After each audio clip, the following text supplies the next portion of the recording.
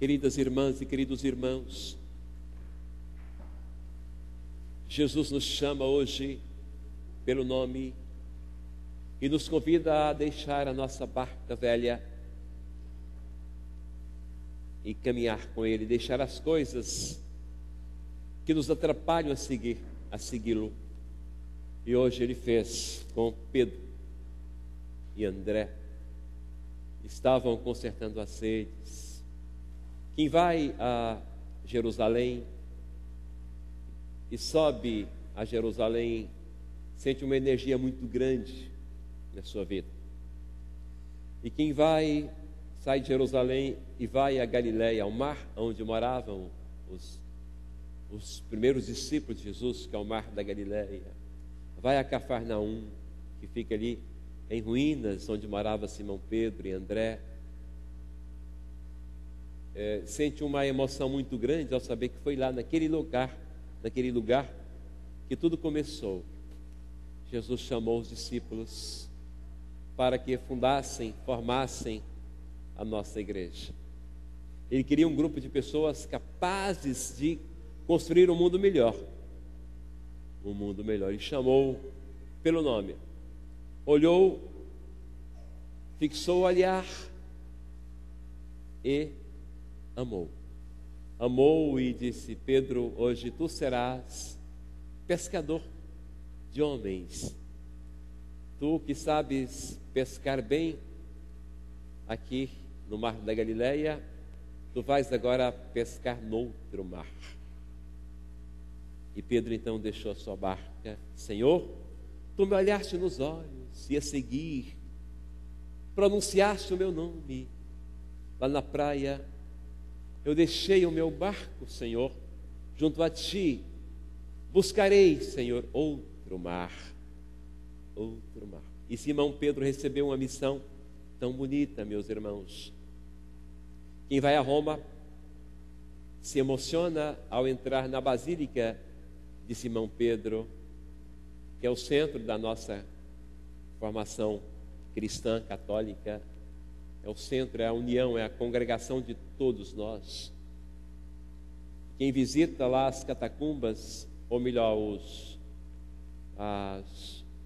quem visita lá os túmulos dos papas, visita também o túmulo de Simão Pedro, que aliás fica ao lado de João Paulo II. João Paulo II agora vai ser beatificado, dia 1º de maio. Dia 1º de abril nós estaremos na terra dele, lá na Polônia, já preparando essa beatificação, esse período maravilhoso de formação, onde ele nasceu, a casinha dele, onde ele viveu, a igreja que ele foi batizado, onde ele celebrou, onde ele se tornou bispo e depois saiu de lá e foi para Roma, para uma missão especial. O túmulo de João Paulo II está ali, ao lado. Pessoas se emocionam também ao tocar a história, não apenas por ouvir dizer. Nós, católicos, meus irmãos, amamos a história da salvação, sabe por quê? É porque nós não apenas ouvimos dizer, não apenas ouvimos falar, nós tocamos nos lugares, as pedras falam da história, dos acontecimentos, dos fatos que a humanidade inteira guardou ao longo de toda a história, para que as futuras gerações pudessem palpar, sentir a história com as palmas de suas mãos. Eis, Senhor, eis, meu Senhor, a nossa vida aqui no vosso altar. São Paulo foi chamado também. O segundo texto de hoje é belíssimo, porque estava havendo uma divisão na nossa igreja. Então logo ela foi formada, e as pessoas não sabiam se seguiam Paulo, ou se seguiam Cristo, ou se seguiam Apolo.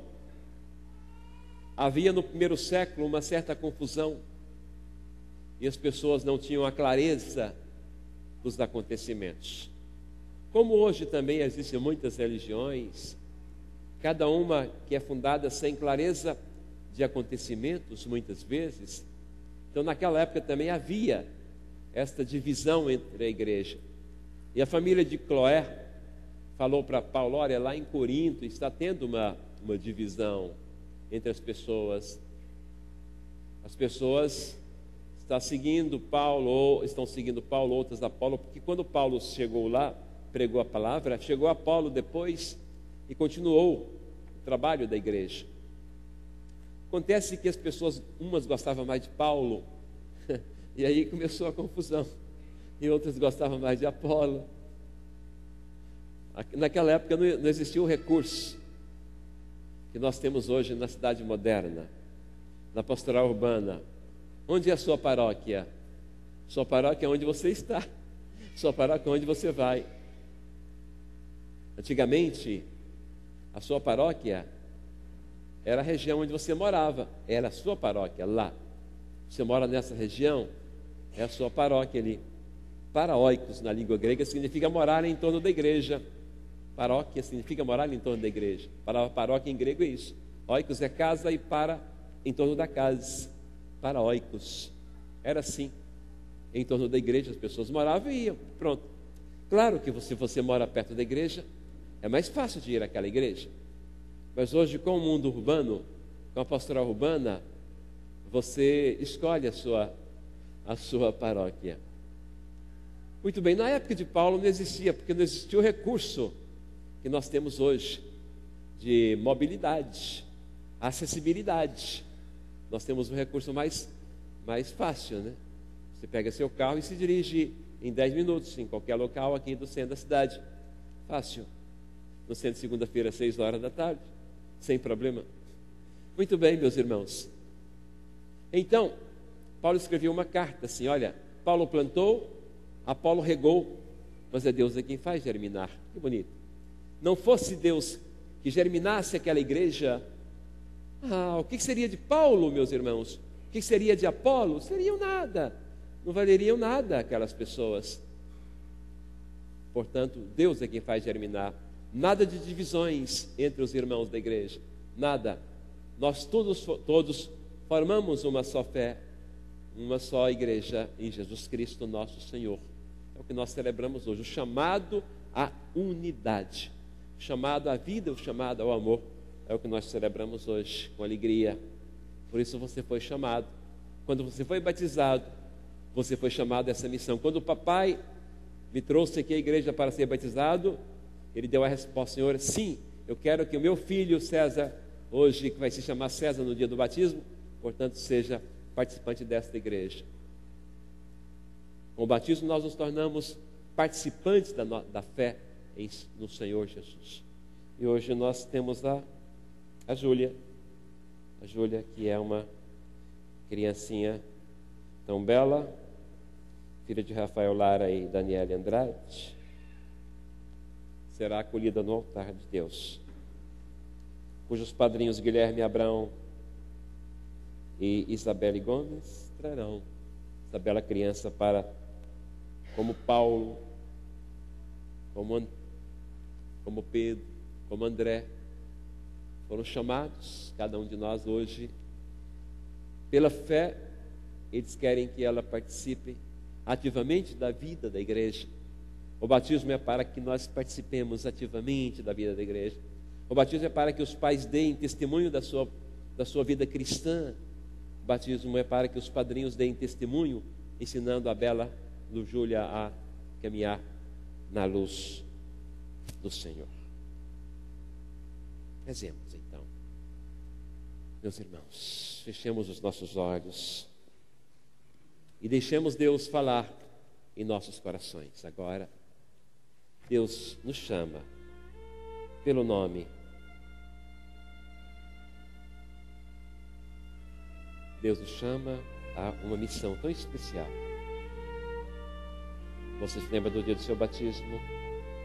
Talvez não se lembre porque você era menino, menininha. Mas você se lembra dos primeiros passos na igreja. Coloque a sua vida nas mãos do Senhor e nunca se afaste aqui do convívio dos eleitos. Nunca se afaste do convívio dos eleitos do Senhor. Coloque a sua vida nas mãos do Senhor.